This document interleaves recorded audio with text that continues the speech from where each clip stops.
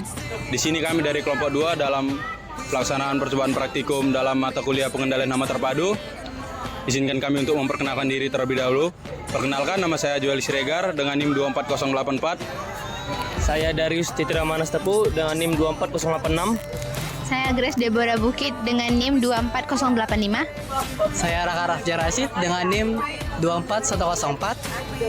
Saya Safitri dengan NIM 24076. Saya Egi Giovanni Silalahi dengan NIM 24089. Saya Bernardin Spane dengan NIM 24096.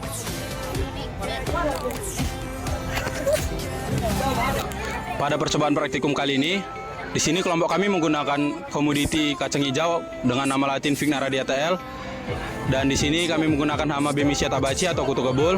Dan untuk predatornya kami menggunakan kumbang koksi atau nama latinnya Coccinella transversalis. Adapun perlakuan yang kami gunakan yaitu perlakuan pertama yaitu tanaman dengan hama. Perlakuan kedua tanaman dengan hama lalu ada musuh alami. Yang ketiga ada tanaman tambah hama lalu dipakai insektisida. Yang terakhir ada perlakuan keempat yaitu ada tanaman, hama, musuh alami serta insektisida.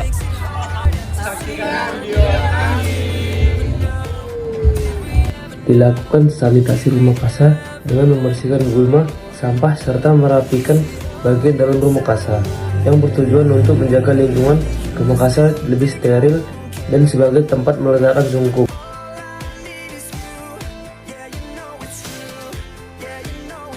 Dilakukan pembuatan sungkup dengan ukuran yaitu tingginya 60 cm, lebarnya 50 cm, yang dilakukan oleh masing-masing kelompok sebanyak 4 sungkup.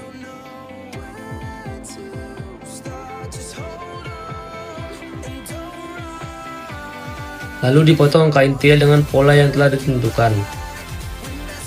Lalu kain tielnya itu dimasukkan ke dalam sungkup yang telah dibuat sebelumnya.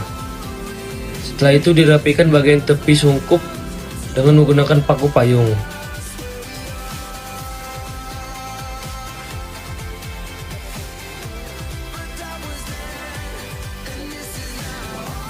Setelah sungkup tertutup dengan sempurna, dilakukannya pemasangan resleting dari bagian bawah hingga bagian atas, dijahit menggunakan benang dan jarum. Nah, setelah kita memilih benih, kita perlu merendamnya. Kita merendamnya dengan air selama 15 menit. Nah, hal ini dilakukan untuk membantu proses perkecambahannya. Setelah kita rendam dia, nah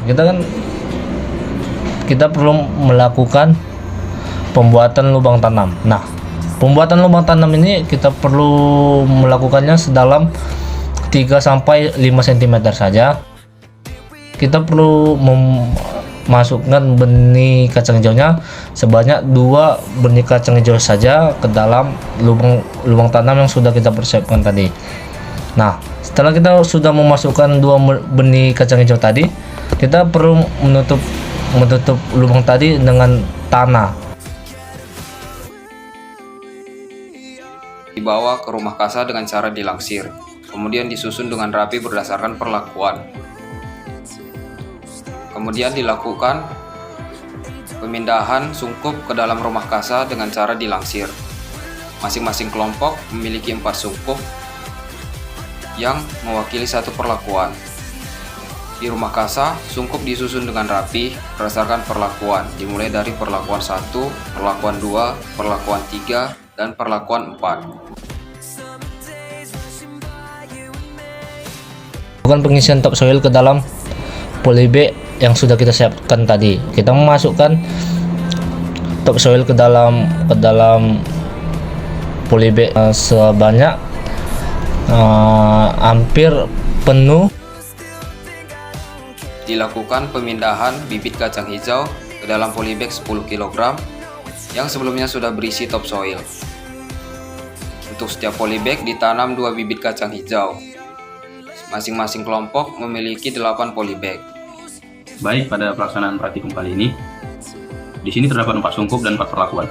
Untuk sungkup 1 dan perlakuan pertama, terdapat tanaman, kemudian diintroduksi 10 serangga hama atau Bemisia tabaci.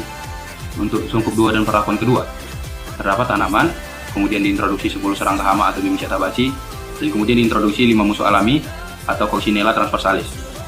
Untuk sungkup 3 dan perlakuan ketiga, terdapat tanaman, kemudian diintroduksi 10 serangga hama atau Bemisia tabaci, dan kemudian diberi insektisida. Untuk sungkup keempat dan perlakuan keempat, terdapat tanaman, dan kemudian diintroduksi 10 serangga hama Bemisia tabaci, dan kemudian diintroduksi 5 musuh alami atau Coccinella transversalis, dan kemudian diberi insektisida. Dilakukan penyiraman rutin setiap hari yang bertujuan untuk memenuhi kebutuhan air tanaman secara teratur. Penyemprotan insektisida sebagai bentuk pemeliharaan pada tanaman berupa insektisida Decis deltametrin dengan dosis 1 ml per air. Diberikan insektisida pada sungkup 3 dan 4. Proses penyemprotan ini dilakukan dengan menggunakan sprayer yang berukuran 2 liter. Selanjutnya dilakukan pengamatan parameter praktikum, yaitu intensitas serangan hama, mortalitas musuh alami, tinggi tanaman, dan juga jumlah daun tanaman. Ini dilakukan dengan mengamati seluruh tanaman yang ada pada sungkup, untuk menghitung skor kerusakan sesuai dengan kategori kerusakan yang ditunjukkan oleh tanaman, dan juga untuk mengidentifikasi jumlah hama dan musuh alami yang masih hidup dan juga mati. Pengamatan dilakukan 3 hari sekali. Persentase intensitas serangan hama sendiri berarti ukuran yang menunjukkan seberapa parah kerusakan tanaman akibat serangan hama tersebut. Biasanya dinyatakan dalam bentuk persen, jadi semakin tinggi nilainya maka semakin berat tingkat kerusakan tanaman tersebut. Adapun rumusnya ialah IS sama dengan sigma NI dikali VI dibagi Z kali M kemudian dikali 100%. Berdasarkan pengamatan yang telah dilakukan, didapati hasil yaitu pada perlakuan 1 di sungkup 1, intensitas serangan hama Bemisia tabaci mengalami peningkatan pada awal pengamatan hingga akhir pengamatan. Pada pengamatan pertama, rata-rata intensitas serangan sebesar 12,5%, kemudian meningkat menjadi 18,75% pada pengamatan kedua hingga kelima, dan mencapai 19,79% pada pengamatan ke-6 dan ke-7. Peningkatan intensitas serangan ini menunjukkan bahwa tanpa adanya tindakan pengendalian, populasi kutu kebul dapat berkembang dan menyebabkan kerusakan yang lebih tinggi pada tanaman kacang hijau. Selanjutnya, pada perlakuan 2 di sungkup 2, intensitas serangan hama mengalami peningkatan dari 25% pada pengamatan pertama menjadi 43,75% pada pengamatan ketiga dan keempat. Kemudian sedikit menurun hingga 37,5% pada pengamatan terakhir. Tingginya intensitas serangan pada perlakuan ini menunjukkan bahwa keberadaan musuh alami belum mampu menekan populasi Bemisia tabaci secara maksimal. Selanjutnya, pada perlakuan 3 di sungkup 3, ditemukan bahwa intensitas serangan hama menunjukkan kecenderungan menurun selama masa pengamatan. Pada awal pengamatan, rata-rata intensitas serangan mencapai 37,5% dan meningkat menjadi 43,75% pada pengamatan kedua. Tetapi, kemudian terus menurun hingga mencapai 23,12% pada pengamatan ke-7. Penurunan intensitas serangan ini menunjukkan bahwa penggunaan insektisida cukup efektif dalam menekan populasi Bemisia tabaci. Selanjutnya, pada perlakuan 4 di sungkup 4, intensitas serangan hama cenderung berfluktuasi selama pengamatan. Pada pengamatan pertama, rata-rata intensitas serangan sebesar 31,5%, kemudian menurun menjadi 25% pada pengamatan kedua, tetapi kembali meningkat dan berakhir pada 29,16% pada pengamatan ke-7. Fluktuasi ini menunjukkan adanya interaksi antara penggunaan insektisida dan keberadaan musuh alami dalam mengendalikan populasi Bemisia tabaci. Hasil pengamatan mortalitas hama pada setiap tanggal amatan, apalagi di sungkup 2, menunjukkan bahwa adanya indikasi bahwa hama tersebut dimakan oleh musuh alami, di mana sungkup 2 itu adalah perlakuan hama dicampur dengan musuh alami. Begitu juga dengan sungkup ketiga dan sungkup keempat yang dilakukan dengan adanya pestisida. Untuk mortalitas musuh alami sendiri, adanya sebuah amatan pada sungkup 2 di pengamatan ketiga yang menunjukkan bahwa musuh alami tersebut mati dikarenakan adanya penambahan insektisida yang membuat gejala fisiologisnya itu tidak bekerja dengan baik dan berakhir mati. Untuk itu, kelompok kami berhasil mendapat kesimpulan bahwa setiap parameter itu sangatlah berhubungan. Baik, berikut adalah penampilan video kami dalam pelaksanaan percobaan mata kuliah pengendalian hama terpadu dari kami kelompok 2. Bila ada salah kata atau penyampaian yang kurang berkenan, kami mohon maaf.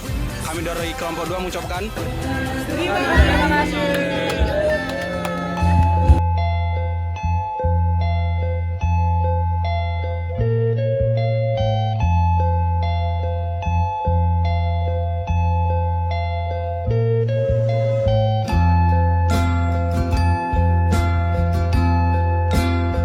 Meanwhile.